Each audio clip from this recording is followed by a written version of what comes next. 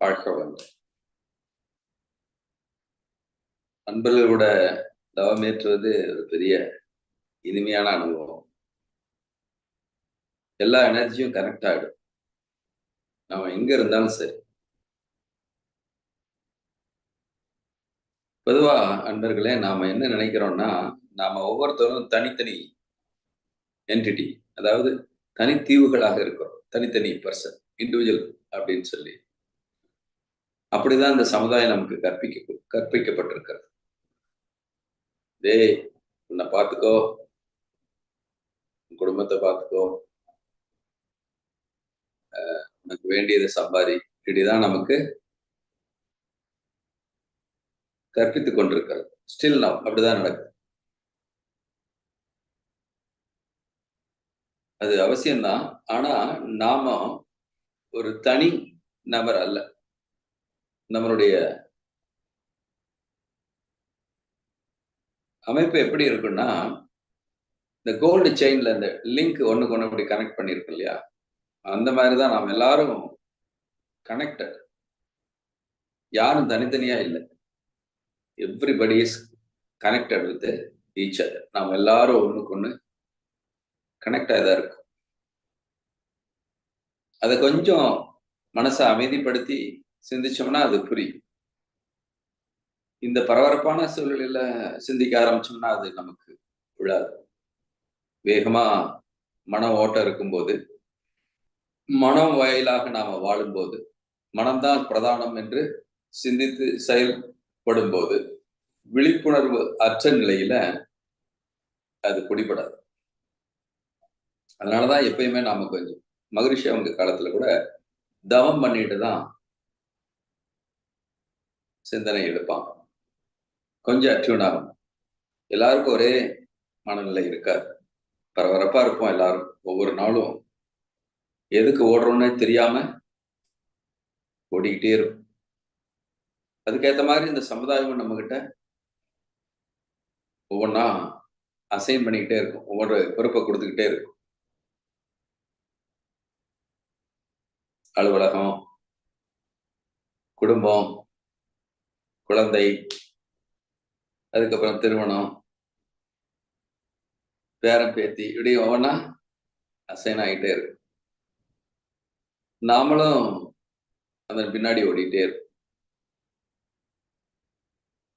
இப்படி ஓடிட்டே இருக்கிறதுனால அதை நிறுந்து நாம யோசிப்பதற்கான சூழலை உருவாக்குவதற்காகத்தான் மகரிஷி அவங்க இந்த சத்சந்தங்களும் தவ பயிற்சிகளையும் அகத்தாய்வு சிந்தனைகளையும் கொடுத்திருக்கிறாங்க. Wonderful system. ஆக்சுவலா நிறைய அமைப்புகள்லாம் போய் பார்த்துருக்கேன். நான் அங்க நடக்கிற நிகழ்வுகள்லாம் பார்த்துருக்கேன். இந்த இன்ட்ராஸ்பெக்ஷன் அப்படிங்கிற ஒரு சிஸ்டம் வேற எங்கேயும் மகரிஷி கொடுத்தது போல இவ்வளவு ஆழ்ந்து இல்லை. சாமிஜி சாதாரணமா எளிமையான மக்களுக்கும் புரிஞ்சுக்கிற மாதிரி இந்த திட்டத்தை வகுத்து கொடுத்திருக்கிறார். அன்பர்களே, நாம இந்த வாழ்வியல் ஓட்டத்துல நிறைய நேரங்கள்ல நம்மளுடைய விழிப்புணர்வை தவற விட்டுறோம். அதன் வாயிலா என்ன நடக்குது? பேராசை, சினம், கடும்பற்று, முறையற்ற பால் கவர்ச்சி, உயர்வு தாழ்வு மனப்பான்மை, வஞ்சம் என்ற 6 குணங்களாக மாற்றப்படுகிறது. நம்மளுடைய எனர்ஜி லெவல் திசை மாற்றப்படுகிறது. யார் வேணாலும் நம்மள எப்ப வேணாலும் கவலைப்பட வச்சிருவாங்க, பயப்பட வைப்பாங்க, கோபப்பட வைப்பாங்க. அப்போ நாம விழிப்பு நிலையில இல்லாததால நம்மளுடைய ஒட்டுமொத்த வாழ்க்கை முறை, நம்மளுடைய குணநலம், கோபதாபங்கள் எல்லாமே யாரோ ஒருத்தர் கையில வச்சுக்கிட்டு அவர் சுவிட்சை ஆன் பண்றாருன்னு வச்சுக்கோங்களேன், நாம எமோஷனல் ஆயிரும், ரியாக்ட் பண்ணிடுவோம். அப்படிதான் நம்ம வாழ்க்கை இப்போ நகர்ந்துட்டு இருக்கு. பொதுவா நாம என்ன நினைக்கிறோம்? நல்லா தவம் பண்றோம், நல்ல சிந்தனைகளை கேட்டுட்டு இருக்கோம், அதனால நாம அமைதியா போறோம் அப்படின்னு நினைச்சிட்டு இருக்கோம். ஆனா விழிப்புணர்வு இல்லைன்னா, சரியான அகத்தாய்வு சிந்தனை இல்லை அப்படின்னா, யார் வேணாலும் உங்க அமைதியை வித்தின் ஃபிராக்ஷன் ஆஃப் செகண்ட் எடுத்துட முடியும். ஏன்னா சுவிட்ச் அவங்க கையில் இருக்கு. நீங்க யாருங்கிற தெளிவு நமக்கு இல்லாத வரைக்கும் நம்ம சுவிட்சு நம்மளை சுத்தி எல்லாத்து கையிலையும் வச்சிருக்காங்க. அவங்க எப்ப வேணாலும் அதை ஆன் பண்ணிடுவாங்க. நாம் அதுல மாட்டிக்குவோம். அதுக்கேற்ற மாதிரி நாம ரியாக்ட் பண்ணிட்டு இருப்போம். அதுக்காக ஓடிட்டு இருப்போம். எத்தனையோ பேர் பார்த்திருக்கிறேன் நான். எவ்வளவு சொன்னாலும் அவங்களால அதை அக்செப்ட் பண்ணவே முடியாது. ஓன அழுவாங்க. கோர்ட்டு, கேஸு, வக்கீல், ஃபீஸ், எத்தனை விஷயம். ஆனா நாம எல்லாம் ஒருத்தருக்கு ஒருத்தர் லிங்க்டா இருக்கோங்கிற விஷயத்த நம்மால டைஜஸ்ட் பண்ணவே முடியல, ஒத்துக்க முடியல. பக்கத்துல இருக்க லிங்க்ல ஏதாவது ஒரு அசைவு ஏற்பட்டுச்சுன்னா உடனே இது அசைவு. அந்த ஃபீல் உங்களால உடனே ஃபீல் பண்ண முடியும். எங்கேயோ தூரத்தில் நடக்கிற ஒரு விஷயம் எங்கேயோ தான் நடக்குதுன்னு நினைக்க வேண்டாம். அந்த அசைவும் கூட நமக்கு இருக்கும். ஒரு ஆங்கில புலவர் சொன்னதாக நான் கேள்விப்பட்டிருக்கேன். You cannot plug the flower without disturbing distance star அப்படின்னு சொல்றாரு. ஒரு மலரை நீங்க பறிக்கும் போதும் அதனுடைய அசைவு எங்கோ ஒரு இடத்துல வானவெளியில இருக்கிற நட்சத்திர கூட்டத்துல அந்த அசைவு உணரப்பெறுகிறது அப்படின்னு சொல்றாரு. இதை ஈஸியா எடுத்துக்க முடியாது. எல்லாரும் கனெக்டடா இருக்கு. நமக்கு தெரியும் செயலுக்கு விளைவு இருக்கிறது அப்படிங்கிற நீதி உண்மைதான், ஏற்றுக்கொண்டதுதான். செயலுக்கான விளைவு இருக்கிறது. அது நம்ம அளவுல சிந்திக்கும் போது சரி.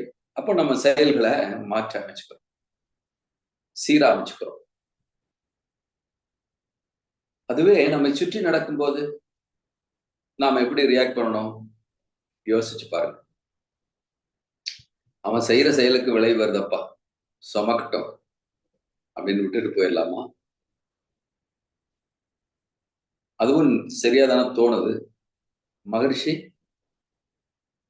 செயலுக்கு அடுத்த விளைவு இருக்குங்கிற நீதியை சொல்லியிருக்காருல்ல. அவன் செயல அனுபவிச்சுட்டு இருக்கான்.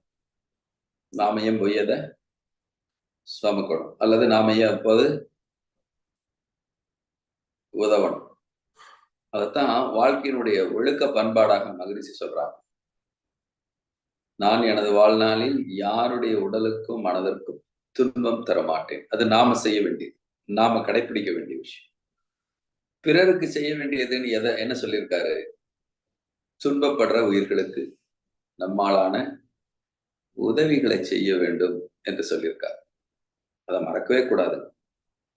அப்கோர்ஸ் அவன் செயலுக்கான விளைவை தான் அனுபவிச்சுட்டு இருக்கான்.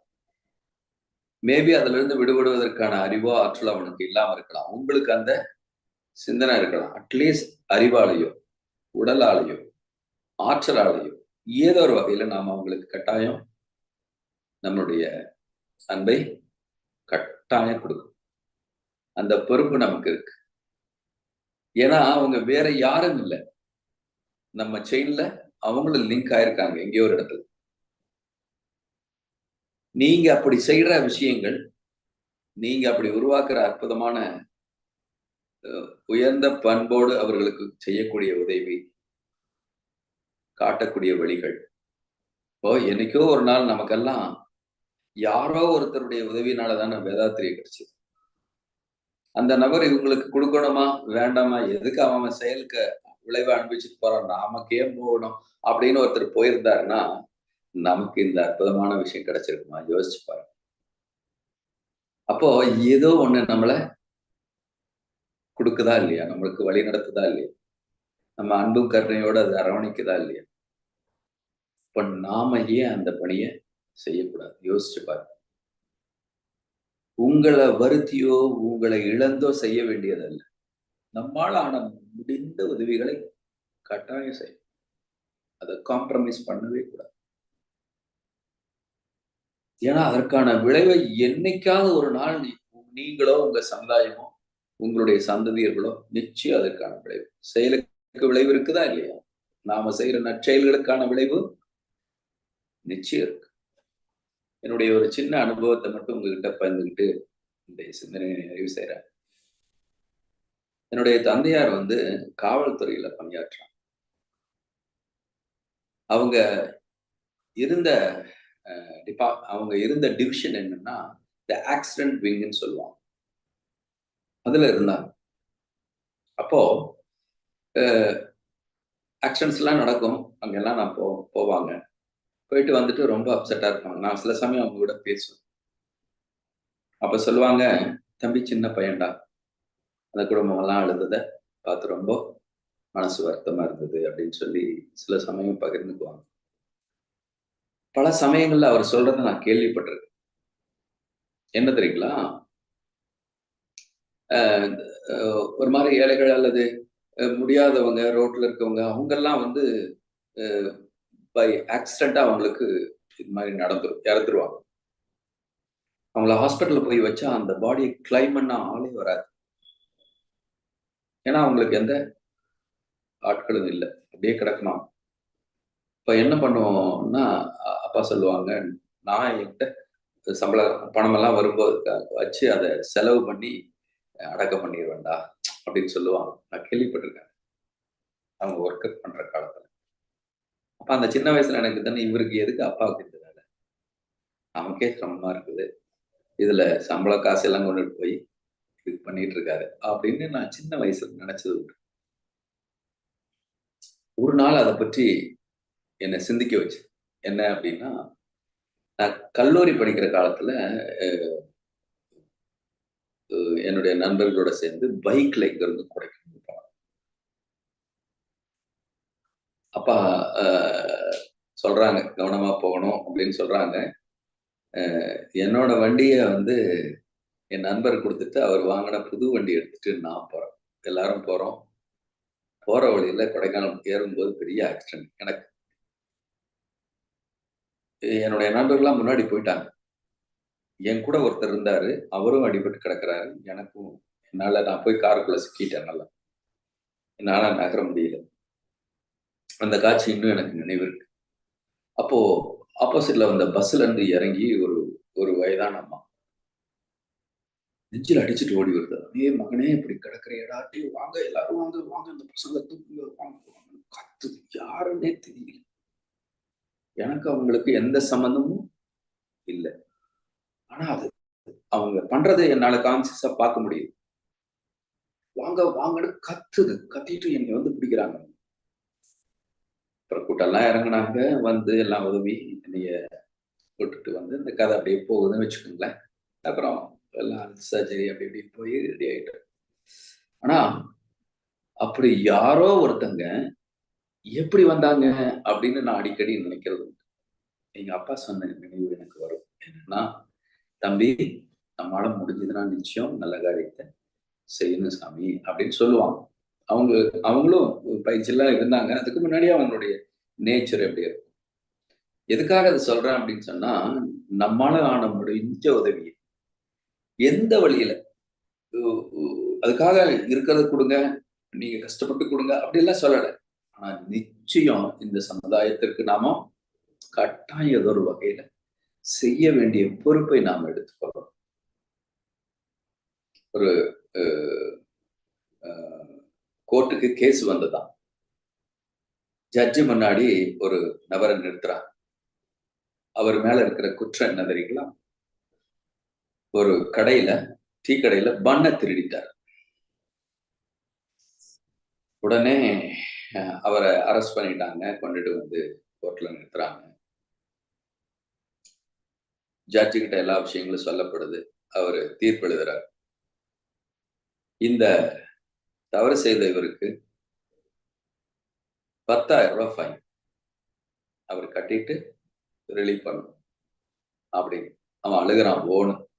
சாமி ஒரு ரூ. 10 ரூ. 20 இல்லாம என் மகனுக்கு பட்டினியா கிடக்குறானேங்கிறதுக்காக, அவனுக்கு பன்னு வாங்க முடியலையேங்கிறதுக்காக தான் திருடுனேன்.